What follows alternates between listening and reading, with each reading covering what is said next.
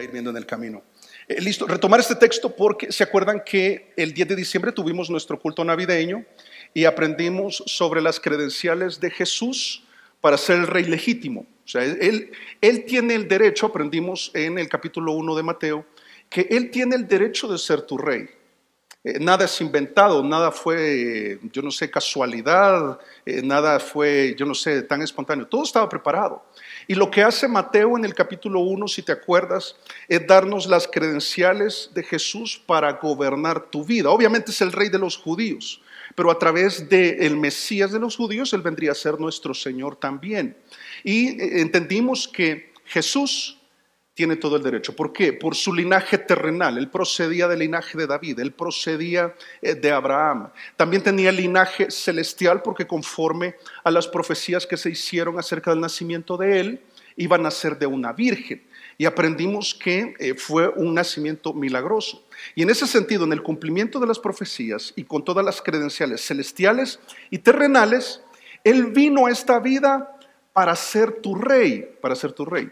Pero ahora en Mateo capítulo 2, vamos a ver que Mateo nos proporciona varias credenciales más, y una de ellas tiene que ver con ya no solamente la forma en que nació o de quién nació, de la Virgen, no solamente de quién procede del linaje terrenal y celestial, sino también dónde nació. ¿Dónde nació Jesús? En un pesebre. ¿Y dónde estaba ese pesebre? No sé si contestaron bien, pero digamos que dijeron Belén. Sí, Belén, Belén. Ahora, según el relato de Lucas 2, dice que, ¿te acuerdas que a Jesús le llamaron Nazareno? Y decían, es de Nazaret. Entonces, ¿por qué nació en Belén? Si ves el relato de Lucas 2, vas a ver que ellos son de Nazaret, vivían en Nazaret, pero hubo un censo de César Augusto donde tuvieron que moverse a Belén para empadronarse. Y estando en Belén, seguramente ya María estaba encinta. En Belén tienen a Jesús y lo tienen y lo colocan sobre un pesebre. Ese detalle lo da la Biblia verdaderamente. Pero entonces acá continúa en el capítulo 2 de Mateo y dice: cuando Jesús nació en Belén de Judea, en días terribles, miren, en días del rey Herodes. Si tú crees que los gobernantes de hoy en día son terribles, y probablemente lo sean, Herodes era lo peor de lo peor, de lo peor, y de todo esto lo peor era él era del grupo de los peores, el peor. Alguien traicionero, alguien que cuando se veía amenazado, ¿sabes? Que él mandó a matar a su esposa por sospecha de traición. Tuvo 10 esposas, una de ellas la mandó a matar. Y a 2 hermanos de su esposa, es decir, a 2 cuñados de él. También encarceló a hijos. O sea, era un hombre traicionero, un hombre terrible. Y lo peor que puede suceder, esta combinación, un hombre terrible con poder, con poder. Era el rey en estos días complicados. Y dice, vinieron del oriente a Jerusalén unos magos, y aquí solamente te doy algunos detalles antes de desarrollar todo el texto. ¿Se cree cuántos magos son? 3. ¿Y cómo se llaman? Melchor, Gaspar, y va a saltar. O sea, ¿sabes que la cultura occidental cree que son 3? La cultura oriental dice que fueron 12. No hay sustento histórico que lo respalde. También los nombres, si te interesa la historia, se acuñaron allá por el siglo VI, allá en Rávena, Italia, y dijeron, se llaman Sutanito, Fulanito y Menganito. Entonces, pero sin sustento histórico tampoco. Es decir, ¿qué dice la Biblia? ¿Qué dice la Biblia? Que eran unos magos. Magos, ya vamos a ver más adelante de qué se trataba, por supuesto. Dice verso 2, diciendo, ¿dónde está el rey de los judíos que ha nacido? Porque su estrella hemos visto en el oriente y venimos a adorarle. Oyendo esto, el rey Herodes se turbó y toda Jerusalén con él. Y convocados todos los principales sacerdotes y los escribas del pueblo, les preguntó dónde había de nacer el Cristo. Ellos le dijeron, en Belén de Judea, porque así está escrito por el profeta. Y van a citar a Miqueas capítulo 5, verso 2, que dice en verso 6, y tú, Belén, de la tierra de Judá, no eres la más pequeña entre los príncipes de Judá, porque de ti saldrá un guiador. Este Mesías iba a guiar por el camino correcto. Pero no solamente eso, iba a ser un gobernador que iba a pastorear. Dice que apacentará a mi pueblo Israel. Verso 7. Entonces Herodes, llamando en secreto a los magos, indagó de ellos diligentemente el tiempo de la aparición de la estrella. Y enviándolos a Belén, dijo: id allá y averiguad con diligencia acerca del niño. Y cuando le halléis, hacedmelo saber para que yo también vaya y le adore. Y uno piensa, ¿será que lo quiere adorar? Verso 9. Ellos, habiendo oído al rey, se fueron. Y he aquí la estrella que habían visto en el oriente iba delante de ellos hasta que llegando, ¿qué hizo la estrella? Es interesante, dice, se detuvo sobre donde estaba el niño. Esta estrella, aunque han querido entenderlo de manera astronómica, no se sabe exactamente qué era, pero era algo extraordinario. No pienses en el cometa Halley, por favor. O sea, porque no, Halley no podría ser ni el comportamiento de cualquier cometa. Pero entonces dice el verso 10, y al ver la estrella que se detuvo, dice, se regocijaron con muy grande gozo. Y al entrar en la casa, vieron al niño con su madre María y postrándose lo adoraron. Y abriendo sus tesoros le ofrecieron presentes, oro, incienso y mirra. Pero siendo avisados por revelación en sueños que no volviesen a Herodes, regresaron a su tierra por otro camino. De manera rápida, porque lo hemos visto antes, pero en beneficio de aquellos que no estuvieron en una ocasión anterior. ¿Te acuerdas que es importante saber y entender cómo funciona esto del pesebre? ¿Cuántos hacen pesebre? Yo veo que aquí se hace mucho el pesebre y se colocan todas las piezas en un mismo evento. Si tú logras ver en la proyección, a este lado, quiero ver, sí, a este lado se ven los reyes, que dicen los reyes magos, pero la Biblia no dice que eran reyes. ¿Qué dice que eran? Magos. ¿Y entonces llevaban trucos? No. Vamos a ver que estos magos en realidad eran mentes brillantes, conocedores de la astronomía de aquel momento, y también que habían tenido en contacto con las profecías de los judíos que habían sido esparcidos. El oriente te puedes pensar en lugares como el actual Irak, como el actual Irán, que está al oriente. La estrella no es del oriente, son ellos los que están en el oriente y la ven al occidente. Si lográramos ver en perspectiva eso, es como realmente sucedió. Y estos hombres vinieron de una zona que no podía ser menos de 1000 kilómetros los que recorrieron. Entonces piénsalo, si vieron la estrella de un rey que ha nacido, no que va a nacer, que ha nacido, y tienes que recorrer 1000 kilómetros el día de hoy, ¿cuánto tiempo te toma? El día de hoy, 6 horas, en carro, depende, en carro, ¿dónde vas, verdad? ¿En qué vehículo vas? Pero te imaginas en aquel momento. Entonces, de entrada entendemos que no pudo haber sido el mismo día o la misma noche en que Jesús nació. Ellos venían desde muy lejos y hay varias cosas. Entonces, yo creo que es bueno siempre tener en cuenta varios elementos que podemos comparar con Lucas 2. Yo creo que la confusión está entre el nacimiento de Jesús en Belén y la estadía de la familia en Belén.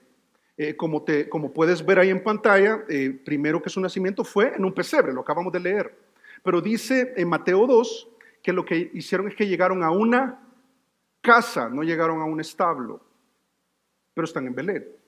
También que fueron guiados, los pastores de Lucas 2 fueron guiados por unos ángeles que llevaban el anuncio, que guió a estos personajes, a estos magos que llegaron a Jerusalén para luego ir a Belén. ¿Quién los guió? Una estrella, es diferente. Y también que los pastores, según Lucas 2:8, estaban en la región, es decir, estaban en Belén. Cuando los ángeles se les aparecen, entonces los pastores entienden y dicen, vamos, y llegan al lugar y encuentran al niño en el pesebre, según el relato de Lucas 2. El relato de Mateo 2 sucede después del de Lucas 2, cuando ellos siguen viviendo en Belén y tienen que salir luego. Si tú terminas de leer el capítulo, te das cuenta que Herodes lo que quería era matar al niño y ellos tuvieron que huir, tuvieron que salir de Belén. Y luego Jesús creció en Nazaret. Son todos estos elementos, creo que es bueno siempre tomarlos en cuenta. Pero de lo que se trata esta mañana, fíjate, es de que tratemos de probarnos, y lo voy a decir así, de probarnos las sandalias de los personajes ahí. Y yo creo que el desafío está en probarse las sandalias de Herodes y probar las sandalias de los magos que llegaron para ver cuál casa más en nuestro pie, como que fuera este cuento, ¿verdad? De hadas, que, ay, sí, quiero ver, no me queda grande, me queda pequeña. Porque existe una posibilidad de que podamos tomar una reacción como la de Herodes. Y uno piensa, no, hermano, si para mí el nacimiento de Jesús es lo máximo, pero lo que implica que el rey ha nacido nos va a poner en perspectiva y nos va a dar la oportunidad para que nos evaluemos esta mañana cuál es nuestra reacción, porque fíjate que la Navidad es una época para recordar una noticia sin igual, que el rey, nuestro rey, ha nacido. No nació, no va a nacer, ha nacido. Es un hecho que Jesús verdaderamente caminó entre nosotros, nació de una virgen. Y todo este registro que nos narra la Biblia, que es comprobado por historiadores, realmente sucedió. Y la pregunta es, ¿cuál va a ser tu reacción? ¿Cómo reaccionas tú ante la noticia de que Jesús vino para reinar tu vida? Y entonces tú probablemente lo que digas es, con gozo, hermano, como los magos, como Herodes jamás, como Herodes jamás. ¿Y cómo reaccionó Herodes? Lo primero que vamos a ver, y voy a usar, yo estaba buscando cuál es la palabra más acertada para describir la reacción que tuvo Herodes al saber que el rey había nacido. Y es que hubo una oposición de parte de él solapada. Y si no estás muy familiarizado con este término, cuando uno dice, este muchacho es rebelde, pero solapado. ¿Qué es lo que está diciendo? Es que no es un rebelde que le grita a todo mundo y que está en contra de los que están a favor y estoy a favor de los que están en contra. No, sino que ahí en secreto se opone, sin hacer cosas tan evidentes de que está en oposición. Finge que está de acuerdo, finge que es algo bueno, pero ahí por dentro algo se opone al hecho de que Jesús sea el rey de los judíos que ha nacido, porque el rey ilegítimo de los judíos en ese momento, ¿quién era? Herodes. Es Herodes porque Herodes es un título para que te ubiques que Herodes es Herodes el Grande. Herodes el Grande. Y vamos a ver que era un grande mentiroso y grande varias cosas, ¿verdad? Pero entonces ahí el relato nos coloca unos momentos previos a la reacción que va a tener Herodes. Y dice acá nuestro texto, dice el verso 1. Cuando Jesús nació en Belén de Judea, en días del rey Herodes, vinieron del oriente a Jerusalén unos magos. Ya vimos quiénes son. Son astrónomos, conocen acerca de la estrella, conocen también la profecía, seguramente que te la comento rápido.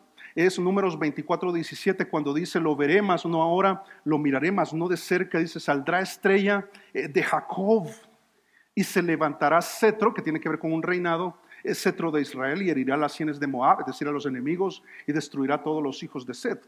Y entonces estos gentiles, estos no son judíos, por favor, son del oriente, son gentiles, no son del pueblo de Dios, pero vienen de lejos porque ven esa estrella que estaba profetizada. ¿Y qué les llamó la atención? Ahora piensen qué es lo que sucedió realmente. Primero, que son conocedores de su área, son mentes brillantes, es gente preparada, es gente inteligente. Esto me hace pensar que buscar a Jesús, encontrar a Jesús y adorar a Jesús es de inteligentes. Estas mentes son brillantes y conocen las estrellas y ven que ha aparecido una que no estaba. Seguramente. Pero el comportamiento de esta estrella es diferente y entonces lo asocian con Números 24:17 y dicen, esa estrella tiene que ver con el Mesías. Tiene que ver con el nacimiento de ese Mesías y probablemente ya es el momento. Entonces ellos empiezan a llegar, como la Biblia no nos dice cuántos, te pongo un escenario de lo que probablemente pasó allá en Jerusalén, porque llegan a Jerusalén primero. Y es que cuando ven la estrella y conocen, van de un lugar, pero también quizás ¿cómo se llama de Ur de los Caldeos, de varios lugares alrededor, y empiezan a llegar a Jerusalén. Y entonces, al llegar a Jerusalén, dicen: ¿dónde está el rey que ha nacido? Porque su estrella hemos visto. Y entonces los israelitas estaban como: ¿cómo? O sea, no sé. Y empezaron a preguntar, y era un lugar pequeño, entonces todo se sabía, y llega a oídos del, en ese momento, rey de los judíos. Era Herodes, ilegítimo, pero el rey judío, o sea, de Israel, con todas las credenciales para ser rey, representa una amenaza para él, porque ese rey sí es legítimo, porque si él lo permite, es una amenaza para su reinado, para su vida, para seguir viviendo como le ha placido, para seguir gobernando a los demás, para ver de menos a los demás, para considerar a los demás como súbditos. Pero dice que no solamente él se turbó, sino también toda Israel, porque lo que está definiendo el texto históricamente es que la noticia impactó porque podía impactar, valga la redundancia, podía impactar el status quo de ese momento. Es como venimos viviendo. Él les está reconstruyendo el templo, él les está dando muchos beneficios, es muy conveniente que Herodes reine. Que Herodes reine, no hay ningún problema, pero que venga alguien, no estamos interesados. ¿Sabes que la palabra que usa para describir el impacto que tuvo es algo, y lo pongo realmente porque yo creo que así sucedió? Yo no sé si tú cuáles son las noticias que han impactado tu corazón. Es como un panzazo, ¿verdad? Donde las aguas están tranquilas, pero de repente viene alguien y se tira o de panza o en tipo bomba, ¿verdad? Que uno se hace puño ahí en el aire y ¿cómo queda el agua? Queda turbia. Dice que se turbaron porque sí, la Navidad es algo bonito, sí, es un tiempo familiar, qué rico, sí, se come rico, sí, Jesús nació, sí, cantémosle a nuestro Dios. Hasta que verdaderamente somos confrontados con la realidad de que este rey nació para reinar y que él reine tu vida verdaderamente, no religiosamente, va a incomodarte, va a sacarte de tu status quo, va a haber algún cambio, van a haber cambios buenos, pero algunos de ellos difíciles. Pero Herodes es alguien que gobierna su vida, gobierna a los demás, temperamental, terrible, iracundo, mentiroso, traicionero, un desalmado totalmente, y ve a Jesús como una amenaza. Pero en ese momento no llama a su ejército, no amenaza a Jesús, sino que se muestra una oposición solapada, que nadie se dé cuenta. Porque este Herodes, como te dije, Herodes el Grande es un grande maquinador. Primero se inquietó bastante, pero luego es bien interesante lo que él se atreve a hacer en su astucia y en su oposición y rebeldía solapada. Dice versículo 3, oyendo esto, ¿qué hizo Herodes? El rey Herodes se turbó y toda Jerusalén con él. Y convocados todos los principales sacerdotes, estos son judíos, y los escribas del pueblo, les preguntó dónde había de nacer el Cristo. ¿Sabes? Herodes es alguien que ve en Jesús una amenaza para su estilo de vida y se turba. Pero lo que hace es: me voy a informar de la Biblia. Hay que ver en la Biblia qué es lo que dice acerca de este Mesías. ¿Y sabes qué es lo que me entristece? Es que lo hizo con ninguna intención de hacerle su rey. Y me preocupa que nosotros usemos las sandalias de Herodes para eso. Que vayamos a la Biblia sin la más mínima intención de que Jesús, el rey que ha nacido, sea el que gobierne mi vida. Él tiene intenciones oscuras, tiene intenciones ocultas. Y entonces estos hombres conocedores, los escribas y sacerdotes, ni siquiera dice que fueron al texto en cuanto al papiro, ¿verdad? O lo que tenían escrito, sino que estos hombres conocían. Y dice, ellos le dijeron, verso 5, ellos le dijeron: en Belén de Judea, porque así está escrito por el profeta. Y tú, Belén de la tierra de Judá, no eres la más pequeña entre los príncipes de Judá, porque de ti saldrá un guiador que apacentará a mi pueblo Israel. Que lejos sea de nosotros hacer lo mismo que Herodes. Queremos informar más. Yo tengo preguntas y la Biblia tiene la respuesta. Sí, mira la Biblia. Qué interesante, pero esto me lleva a otra pregunta. ¿Digo que eso es malo? No.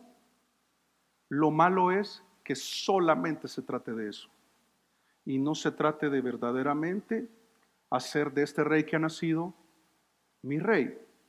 Este es Herodes, un maquinador terrible. Sabes que esto nos lleva a concluir algo, y es que la religiosidad puede asociarse con la carnalidad o con la carne, porque es más fácil aparentar que tengo una relación con Dios, que estoy rendido al Señor, llámese la religión que sea, en asocio con la carne. Es triste porque tenemos una combinación terrible de un rey espantoso, terrible, asociado con líderes religiosos de la época.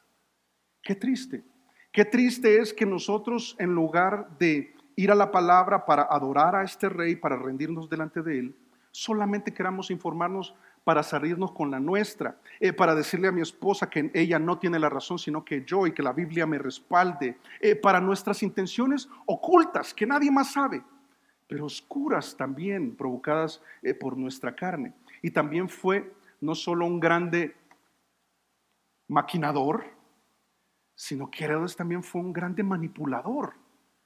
Fue tan hipócrita.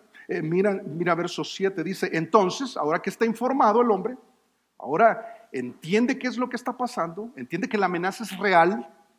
Entonces, dice Herodes, llamando en secreto. ¿Por qué en secreto?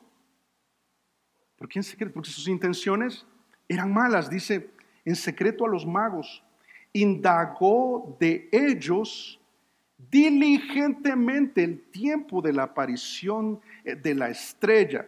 Yo no sé si tú sabes que él lo que hizo fue calcular los tiempos. O sea, es tan astuto, que yo no sé si tú sabes que cuando uno cuenta los años después de Cristo hay un margen de error. Yo no sé si has escuchado sobre ese margen de error. ¿De dónde procede este margen de error? Porque se sabe en la historia que Herodes murió este año en que está relatando Mateo capítulo 2. Y entonces él murió, según se sabe, en el año 4 después de Cristo. Entonces, si murió en el año 4 después de Cristo, Jesús a esta altura vas a ver que tenía aproximadamente 2 años. ¿Por qué decimos que tenía 2 años? Porque si terminas de leer el capítulo 2, te vas a dar cuenta que cuando Herodes se percata de que la amenaza es real, que el rey de los judíos ha nacido, manda a matar a los niños menores de 2 años. ¿Por qué manda a matar a los niños menores de 2 años? Porque indagó diligentemente acerca de la aparición de la estrella. Es que ya convocó a los escribas, ya convocó a los sacerdotes, ya fue a la Biblia, ya indagó, no está interesado en que Jesús sea su rey. Ahora lo que me falta es, vengan estos astrónomos y cuéntenme desde cuándo ustedes vieron la estrella. Y ellos no sabían las intenciones. O sea, la oposición de Herodes es solapada, es secreta, es oculta, es oscura. Y ellos le dicen, sí, desde tal fecha. Y entonces empieza a hacer las cuentas. ¿Y desde dónde vienes tú? Desde tal lugar. Entonces, si la viste de tal lugar, y entonces te tomó, ¿desde dónde es que vienes tú? Desde tal lugar. Ok, tantos kilómetros. Empieza a hacer sus cálculos.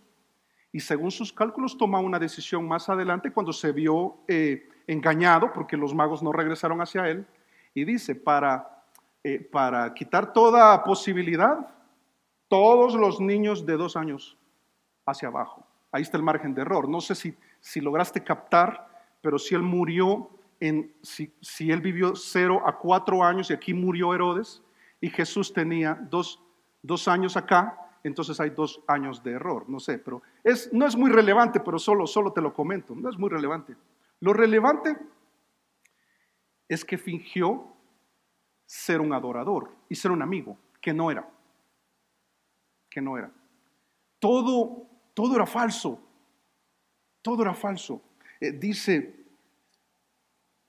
verso 8, y enviándolos a Belén dijo, id allá y averiguad con diligencia acerca del niño, y cuando le halléis, hacédmelo saber, para que yo también vaya y le adore. Lo que expresa es bueno. Cualquiera pudo haber salido de ahí. Qué bendición que Herodes sea el rey, porque está dispuesto a adorar al rey de los judíos. Wow, qué hombre. Uy, qué calidoso. Este sí es un bacán. Este sí, vale la pena un rey así. Pero todo era fingido. Él tenía otras intenciones. Él quería aniquilar y anular la amenaza. Si lo hizo con su esposa, con sus dos cuñados y con su hijo, ¿cuánto más con el rey legítimo de los judíos que representaba una amenaza para él? Y a todo esto él se fingió amigo, él se fingió adorador. Esto me hizo pensar y reflexionar. Si yo estoy haciendo lo mismo, si mis labios están diciendo algo distinto a lo que realmente estoy haciendo, si verdaderamente el gobierno de Jesús, la autoridad de Jesús sobre mi vida, que me pide hacer ciertas cosas que probablemente no quiera, hace que yo me parezca un poco a Herodes. Mira, Isaías 29:13, dice el Señor, hablando del estado espiritual de Israel, dice en Isaías 29:13, dice pues el Señor, porque este pueblo se acerca a mí con su boca. Señor, tú eres todo para mí. Y otra vez, eso no está mal siempre y cuando esté alineado a lo que realmente está en nuestro corazón. Dice, con sus labios me honra. O sea, con la boca espectacular, todo lo que dicen. Pero su corazón está lejos de mí. Pero la realidad es que eso que tienen es religión. Porque la religión les lleva a decir cosas bonitas, a buscar las respuestas de la Biblia, a emocionarse con ellas, a tomar decisiones, pero para su beneficio, no que están encaminadas a reconocer a Jesús como el verdadero rey. Dice, hablando del estado espiritual de ellos, y su temor de mí no es más que un mandamiento de hombres que les ha sido enseñado. Eso es mecánico, eso es programado. Eso es una religión más la que tienen. Han caído en algo frío, en algo ya rutinario, pero su corazón está lejos de mí. Y Herodes dice, yo quiero ir para adorarlo, pero su corazón está lejos. Está lejos. Es un estado espiritual preocupante que nos lleva, fíjate, a pensar, para evaluarnos, que frente a la idea de que Jesús gobierne, nuestra carne reacciona exactamente como Herodes. Y es que somos como Herodes cada vez que Dios te pide perdonar a alguien y tu carne no quiere hacerlo porque no quieres que Jesús gobierne. Eres como Herodes o somos como Herodes cada vez que nosotros ofendemos a alguien y no nos importa. Somos como Herodes cuando somos tan temperamentales como él y ante la noticia del que el rey ha nacido somos capaces de hablar bonito en ciertos lugares y de decir otra sarta de cosas terribles en otro lugar con quien no debes. Somos como Herodes cada vez que nos comportamos como el mismísimo Herodes. Cuando sabemos que el rey ha nacido, sabemos la respuesta de la Biblia, tenemos la oportunidad de tener una relación con él, pero aún no te gobierna. No está dispuesto.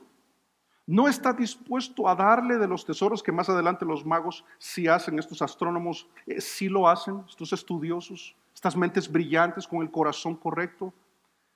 Mira, qué terrible pensar que mi carne y la tuya es como Herodes.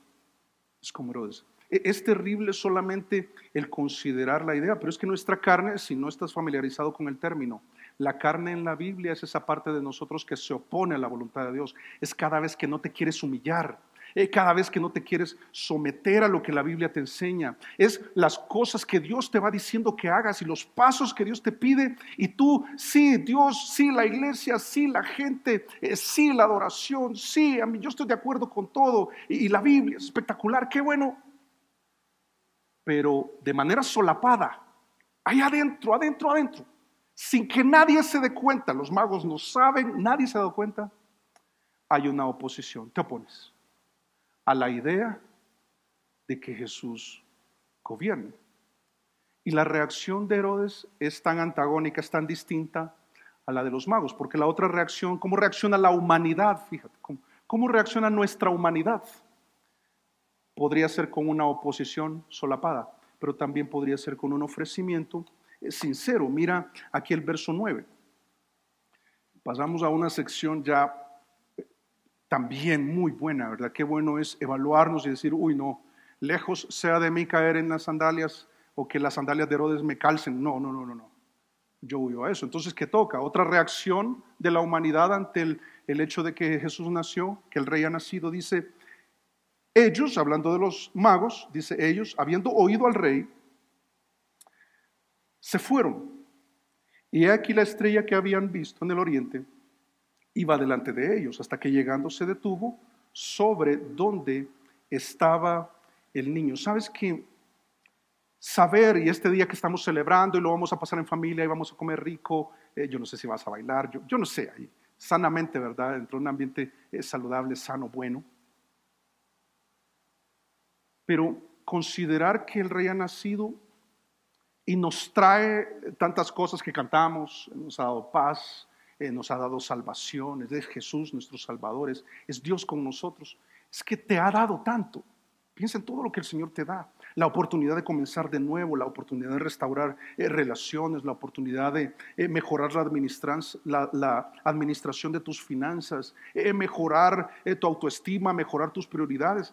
Es tantas cosas que este rey nos da, pero sabes que la reacción que debería producir el saber que Jesús ha nacido es un deseo espontáneo, natural, auténtico de ofrecerle algo. Yo al saber de Jesús, yo lo que quiero es darle algo. Él me va a dar, pero no estoy aquí por eso. Yo he venido a dar, pero que sea algo sincero. Y por supuesto, mira, en el verso 9 hay varios elementos que quiero destacar. Quiero que los veamos acá y lo leamos de nuevo. Y es que aquí hay una adoración verdadera, fíjate. Dice, ellos habiendo oído al rey se fueron. Y sabes que de Jerusalén a Belén hay cerca de 10 kilómetros. Esto es lo que recorrieron. Habían recorrido cerca de 1000 kilómetros desde el oriente hasta Jerusalén. En Jerusalén preguntan dónde está la estrella y quién les guía hacia Belén y quién les guía, porque así decía la profecía, y también quién les guía al lugar exacto, o sea, el GPS celestial, al lugar exacto donde está ese Mesías, donde está ese rey que ha nacido, la luz de Dios. Muchos han querido, y quizás leo el texto, dice, y aquí la estrella que habían visto en el oriente iba delante de ellos, hasta que llegando se detuvo sobre donde estaba el niño. Muchos han querido explicar esto y yo no me voy a tomar el tiempo para ver las opciones, solo te las menciono. Algunos aseguran que era una alineación planetaria, que entonces en la alineación, al estar alineados, entonces la luz resplandece más a la vista de los ojos, y entonces el problema con eso es que dice que se movía y que iba delante de ellos. Entonces otros toman algunos textos en el Antiguo Testamento y dicen, sí, eso es como la nube que guiaba a Israel y como la columna de fuego. Podría ser, pero no hay sustento bíblico para hacer de eso una estrella. Entonces algunos dicen, no, eran ángeles, porque en Job los ángeles son, las estrellas son los hijos de Dios, y esos hijos de Dios en el contexto son ángeles. Y entonces lo que sucedió ahí es que era el resplandor de un ángel, que el ángel se movía. Solo hay un problema, y es que el texto dice estrella. ¿Qué debemos entender? Que una estrella que se movía los guiaba. Y cuando llegaron al lugar, ¿qué hizo la estrella? Se detuvo y posó sobre el lugar donde el rey que ha nacido estaba. Al punto, o sea, ahora piénsenlo, yo creo que esta estrella es tan espectacular y tan extraordinaria que se colocó ahí, sí, miren, como se ve en el pesebre. ¿Has visto que el pesebre tiene siempre una estrellita ahí como arribita? Ok. Y al punto que ellos dijeron, se gozaron, dice, ahí es. Fue algo extraordinario lo que pasó acá. Ahora, ¿qué nos muestra ese texto? Mira, que quien verdaderamente y sinceramente quiere adorar a Jesús, no va a hablar mucho, pero va a seguir la guía que Dios provea. ¿quién guiaba en realidad detrás de todo eso? ¿Quién guiaba a estos hombres? El Señor. Porque era el cumplimiento de una profecía. La profecía, la palabra de Dios, y es exactamente lo que sucede ahora. ¿Quieres acercarte a Jesús? ¿Quieres ir hacia Jesús? Que de eso se trata la adoración verdadera. Sigue la palabra, la luz de la palabra para nosotros el día de hoy, y ella te va a llevar a Jesús. Y te puedes encontrar con Jesús. Y entonces puedes estar seguro de que el Jesús que estás aprendiendo de acá es el Rey que ha nacido para gobernar tu vida. Y nada mejor que eso. Pero la verdadera adoración no es solamente ir hacia Jesús, sino que también se centra en Jesús. Y aquí voy a aprovechar para decirte algo que el texto lo dice, pero que toda la Biblia, ya te voy a mostrar otros versos, que la adoración verdadera se centra en Jesús y nadie más. Y con el respeto que merecen cualquier otro personaje, la adoración se centra en Jesús. Dice acá el verso 10, dice, al ver la estrella se regocijaron con muy grande gozo. Y al entrar en el establo, no, dice en la casa, vieron al niño en un pesebre, no, con su mamá María, con su madre María. Y postrándose, lo adoraron. Y vamos a ver luego lo que hicieron. Tú sabes lo que sigue, tú conoces la historia. Pero antes, ¿a quién adoraron? ¿Quién estaba ahí en la casa? María y el niño. ¿A quiénes adoraron estos hombres? ¿Y a María? Ay, pero entonces no debemos adorar a María. No debemos adorar a Abraham, no debemos adorar a Isaac, no debemos adorar a Salomón, a David, a quien me pongas enfrente. Y lo digo con el respeto que merece, pero también con la autoridad de la Biblia. Nadie más en la Biblia, que no sea Dios, merece adoración. Porque el autor de nuestra salvación, el que fue profetizado fue Jesús. Ahora, María, yo lo dije la ocasión anterior y lo repito, María es respetable, mas no venerable bíblicamente. Porque es una mujer de Dios, porque fue un instrumento poderoso, porque Dios la usó, y a José también, así como a Abraham, así como a tantos personajes. Pero estos magos llegaron y adoraron a un niñito de un par de años, porque entendían quién era ese niño. Era el Rey que ha nacido. Y para eso yo te muestro varios textos de grandes hombres de Dios, y aquí voy a incluir a Pedro, pero antes te cuento de Pablo, que Pablo cuando llegó estaba predicando el evangelio y llegó a una ciudad llamada Listra, sanó a un hombre, Pablo sanó a un hombre que había nacido lisiado, nunca había podido caminar. Y entonces, por poder y los milagros que se hacían en aquel momento, ese hombre es sanado y toda la gente en lugar pequeño se dieron cuenta, ¿y qué pasó aquí? Y entonces, así que aquel me sanó. Y entonces, ¿cuál fue la reacción de la gente? Miren, tremendo, en Hechos 14:11 dice, entonces la gente, visto que lo que Pablo había hecho, dice, alzó la voz diciendo en lengua licaónica. ¿Qué decían? Pablo, Dios, la semejanza de los hombres han descendido a nosotros, ¿verdad? Es como cuando, te ven jugar fútbol y dicen, y dicen, un Dios en la cancha, ¿verdad? Y tú no, ¿verdad? Pero se dicen de algunas personas. O sea, ¿sabes? Es que hay una tendencia en el corazón humano de idolatrar a lo que no es Dios. Y esta no fue la excepción. Y esta no es la única ocasión. Más adelante, siempre en el capítulo 14 de Hechos, verso 13, dice, el sacerdote de Júpiter, o sea, pagano, ¿verdad? Y cuyo templo estaba frente a la ciudad. Miren, tremendo. Trajo toros y guirnaldas delante de las puertas y juntamente con la muchedumbre quería ofrecer sacrificios. No, pastor, o yo no sé, ¿verdad, hermano? Qué barbaridad.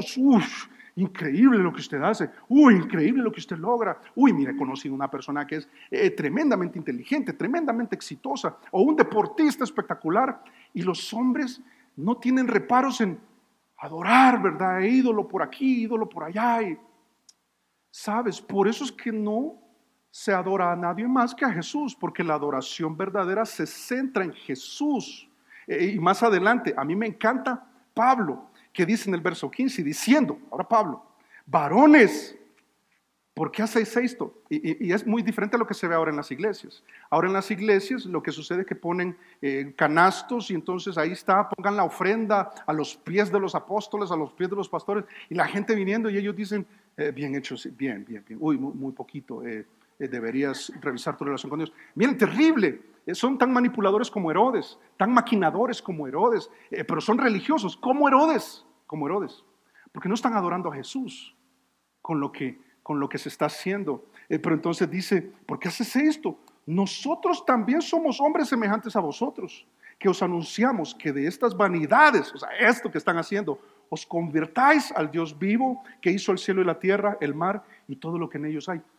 ¿Por qué están haciendo esto? No tiene sentido. No tiene sentido que ustedes le rindan adoración a alguien más que no sea Jesús, porque debe centrarse en Jesús. Pero no solo Pablo experimentó esto, también Pedro. Allá en Hechos, capítulo 10, verso 25 y 26, dice, cuando Pedro entró, salió Cornelio a recibirle y postrándose a sus pies, ¿qué hizo? Adoró, dice más. Pedro le levantó diciendo, levántate, pues yo mismo también soy hombre. Me encanta de Pablo. Miren, los hombres de Dios entienden dónde están, tienen los pies en la tierra. Cuando ustedes vean que ya no tienen los pies en la tierra, ha perdido esa cualidad de hombre de Dios. Porque un hombre de Dios está ubicado quién es. Y es uno más. Adora al Señor. Pero entonces tú dirás, pero ¿y los ángeles? Podríamos, porque ellos son seres celestiales, no son humanos. Bueno, en Apocalipsis capítulo 19, verso 10 dice, yo me postré y el que está postrándose es Juan, el apóstol. O sea, ve la revelación y lo que le provoca a él es, yo me postré a sus pies de un ángel, dice, para adorarle. Y él me dijo, mira, ¿qué dijo el ángel?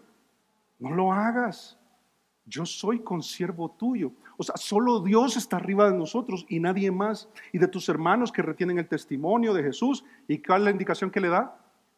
Adora a Dios, porque el testimonio de Jesús es el espíritu de la profecía. Está diciendo, nadie más merece nuestra adoración. Y la adoración sí tiene que ver con lo que decimos. Si tú ves ahí que están adorando al Señor, Señor, tú eres digno. Señor, verdaderamente tú naciste y estamos impactados.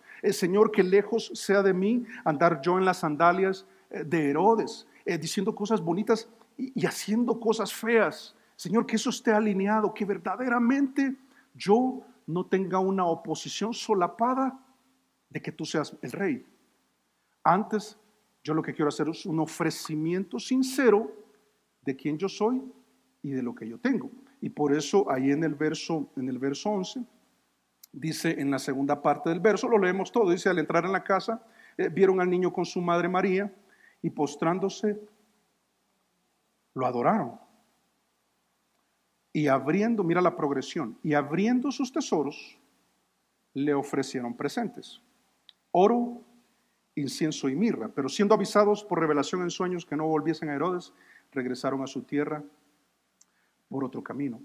¿Sabes que la adoración sí tiene que ver con lo que le decimos al Señor? Es el reconocimiento de su autoridad. Señor, tú mandas. Yo entiendo quién tú eres. Tú eres el centro de mi adoración. Nadie más tiene esa dignidad.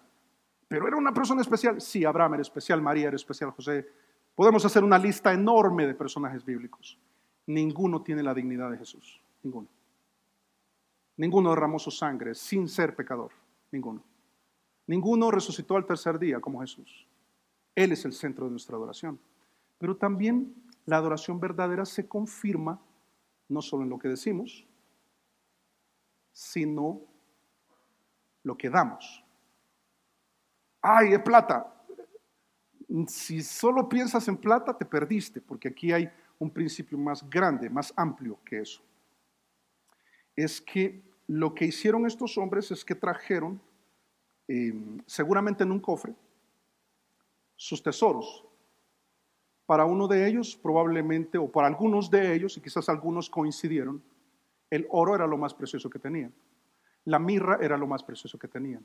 El incienso era lo más precioso que tenían. Y sí hay un simbolismo, y lo vamos a ver más adelante, en unos pocos minutos.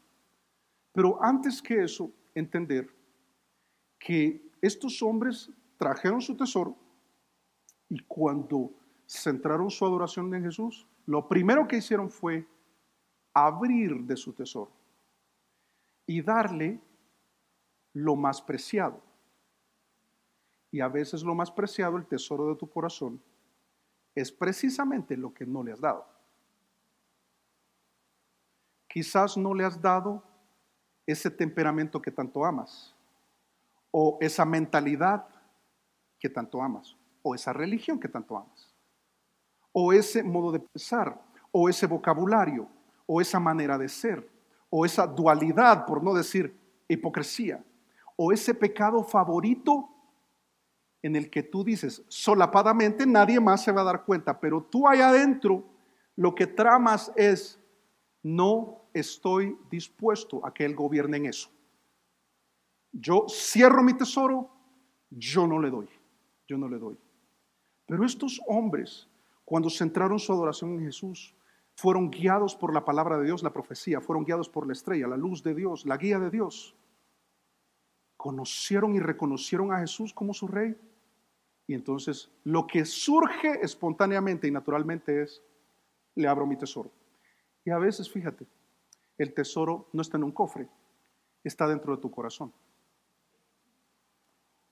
Y lo cierres. No, hasta aquí no. Jesús, la historia es muy bonita. Jesús, la época me encanta. Jesús, los regalos me fascinan. La natilla, qué rico. Pero que Él entre a mi vida y gobierne en todo, no, yo cierro mi corazón. Yo cierro mi cofre. Pero dice la Biblia que ellos adoraron, abrieron su tesoro y tomaron y se lo dieron a Jesús. Porque, como dijeron cuando estaban preguntando por Él, si revisas allá en el verso 1 y 2, hemos venido, eso es lo que dicen. ¿Dónde está el rey que ha nacido? Porque hemos venido a adorarle. Es como cuando venimos a la iglesia.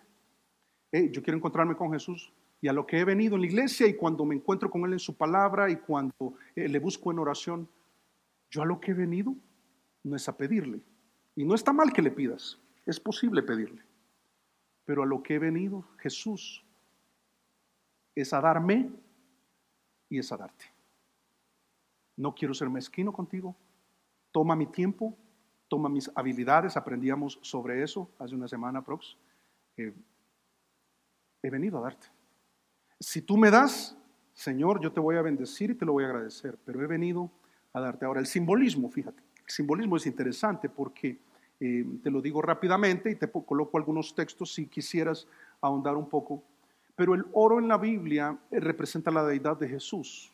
Si te gusta profundizar en esto, tú vas a encontrar muchos utensilios del tabernáculo en el Antiguo Testamento que Dios pedía que los bañaran en oro o que fueran de oro macizo, de oro puro. ¿Qué simboliza la presencia de Dios, la deidad de Dios y la dignidad de rey? ¿Qué están diciendo cuando le entregan el oro a Jesús? Están diciendo: tú eres el rey. Tú eres Dios con nosotros, eres Emmanuel. Nosotros creemos, y por todo esto que nos hace sentido, y tienes todas las credenciales para ser el rey, para ser nuestro rey, siendo gentiles, no eran de Israel. Ellos dicen: te damos oro porque reconocemos.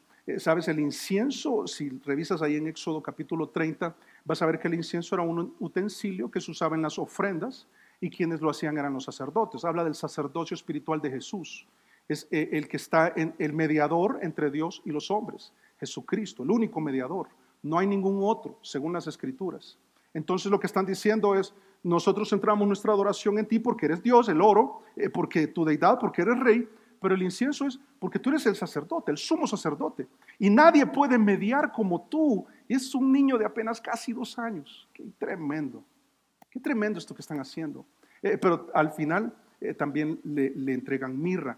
Esto es interesante porque si tú revisas Juan capítulo 19, versos 39 y 40, vas a ver que es lo que colocaron al cuerpo de Jesús cuando murió, y es algo que se acostumbraba en la época. La mirra se utilizaba para aliviar un poco el olor fétido del cuerpo en descomposición. Era la forma en que los judíos lo hacían. Ellos no embalsamaban, pero sí untaban con muchas especies, entre ellos la mirra. ¿Qué está diciendo entonces? Con la mirra lo que están diciendo es, completando todo lo que se decía acerca de este rey que es Dios, que es rey, que es sacerdote espiritual, ha de morir. Él ha de morir. Y están reconociendo. Por supuesto, siendo Dios, Él iba a resucitar. Y este es Jesús, el Jesús que nosotros adoramos. Esta es la adoración que se centra en Él y no en las cosas de Él, no en los dones, no en la iglesia, no en el pastor. Y qué bueno si Dios usa a una persona en tu vida, no la persona que te trajo a la iglesia, el líder de tal ministerio o de X otro, y puedes admirarlos, puedes reconocerlos, puedes agradecerles, pero la adoración se centra en Jesús. Y qué importante es que en esta iglesia la adoración se centra en Jesús y nadie más es digno. Mira, la mejor reacción, ya ahora que hemos entendido la reacción de Herodes, ahora que hemos entendido la de los magos, que ofrecieron sinceramente, aunque Herodes se oponía solapadamente. Mira, la mejor reacción a la mejor noticia que anuncia a Jesús como el rey que ha nacido es una auténtica adoración de parte tuya y mía. Y esta adoración no va a ser como la de Herodes, al menos no debería ser como la de Herodes. ¿Cómo era la de Herodes? Allá adentro se oponía. Allá adentro había hecho un plan para pecar. Allí adentro había hecho un escenario que él buscaba. Allá adentro él estaba dispuesto a exponerse a las Escrituras y regresar a su casa a hacer exactamente lo contrario o lo opuesto. Pero decir, yo quiero adorarle. O como la de los magos, estos astrónomos, estas mentes brillantes, inteligentes, que basados en la palabra de Dios y siendo guiados por Dios, fueron hacia Jesús, centraron su adoración en Jesús y se confirmó porque en lugar de cerrar su tesoro, lo abrieron y dieron al Señor. Así que considerando esto, vamos a orar.